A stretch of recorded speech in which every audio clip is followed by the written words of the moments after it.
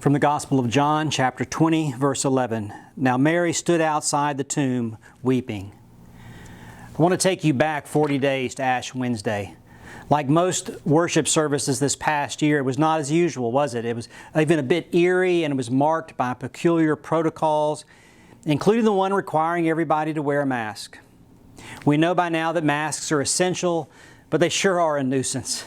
Masks cover up so much of our faces, they hide our emotions, and they muffle our voices. Masks conceal our smiles. But there's one thing that masks cannot hide: tears. I saw a whole lot of tears on Ash Wednesday this year. And I bet you're not surprised. We're all a bit more in touch with our mortality and our morality. So much has challenged our very existence and what we value in this world. We are weary and we are weighed down by it all. Philip Yancey once wrote about this weight in life by making the claim that there are two great forces that rule the universe: gravity and grace. Gravity is something that we learned about in school. It's the force that keeps everything in place, including our very body. Gravity is what holds our feet to the earth. And that's a good thing. But there's another aspect to gravity, a spiritual one. It's when the weight of life takes hold of our soul, and that's not good. It may be happen from something that we've done or something that's been done to us. It may not be our fault at all. The death of someone we love, a divorce, depression, disease. In truth, it need not be very dramatic at all. The ordinary stress and strain of life can weigh us down, can it? And whatever it is, the force of gravity is when we get so worn out and weighed down by it all, so laden with grief or guilt or fear or regret, we just kind of get stuck in place.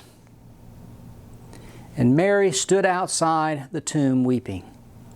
I've always noticed the weeping part. But this year I heard the rest of that verse in kind of a new way. Mary stood outside. Now if you read around this verse, you will notice that Peter and all the other disciples they're running all over the place, back and forth, here and there, but not Mary. Gravity has kind of taken hold of her. She's stuck at that place of death and in that moment of despair. And why not? I mean, Mary had seen it all.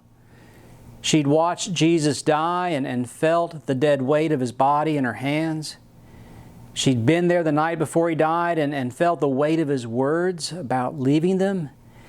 And even more, she was laden with the reality of how much had died with Jesus on the cross.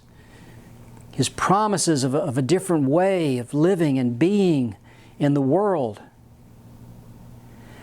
How hard it must have been for Mary on that morning to simply get out of bed knowing what she was about to do. How hard it must have been to walk the streets knowing where she was going. Her soul is so heavy she can barely pick up her feet. And then to add insult to injury, the stone door to the tomb is open. His body is gone. And that's the last straw. Mary cannot take another step. The gravity of death takes hold of her. She's stuck in that moment and at that place, and she cannot hold back the tears any longer.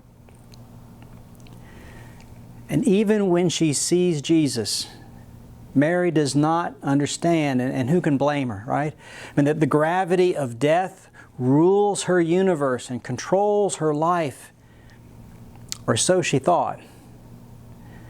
But then Mary discovers that there is a different force at work in the universe. Mary, Jesus says. Defying all logic, contrary to gravity itself, Jesus of Nazareth has been raised from the dead. Jesus is alive, and with His return into time and space, a power has been set loose in the universe, the force of grace. Easter is when those of us who've known only the force of gravity and the weight that it bears on us, begin to taste that something else is at work in this world. And what is at work is this force of grace. Easter is God's invitation to us to let this force free us from all that weighs us down, and including our fear, and especially our fear of death itself. Have you noticed how folks are kind of talking about getting a vaccine? I've heard from more than a few people who've even been surprised by their reaction. Tears, laughter, a kind of lightness. I've heard from several, and I've tasted it myself, what I can only describe as a kind of freedom. I had no idea I was so laden with fear. The fear of getting the disease, the fear of giving it to someone else, the fear of getting really sick, the fear of death itself, and how all of that fear was weighing on me and shaping how I lived. And as strange as this sounds, I now feel free of some of that. Now please don't misunderstand me. We need to still remain vigilant and cautious and careful. We still need masks and protocols, but there is something more going on in our midst right now. And I guess I'm just kind of wondering out loud if this taste of freedom is what lies at the heart of the freedom that God yearns for us all the time. Is this what the power of grace is meant to free us from our fear? And once free, is this how the force of grace inspires us into a deeper, lighter, fuller life for our neighbors and for God's very world? Grace is the force of heaven that is now at work right here on earth, including in you. Because the force of grace is at work, you can be free of the shame and the blame of the past. Because the force of grace is at work, you can be free of the worries and the weight of the future. Because the force of grace is at work, you can be free of what weighs on you, including your greatest fears. And once you get a taste of the freedom that grace offers, it is the very force that then raises us up and inspires us and compels us, enables us to go forth and give our lives for God's way and truth and life in the world. A very blessed and grace-filled and joyful Easter to you and to all you love.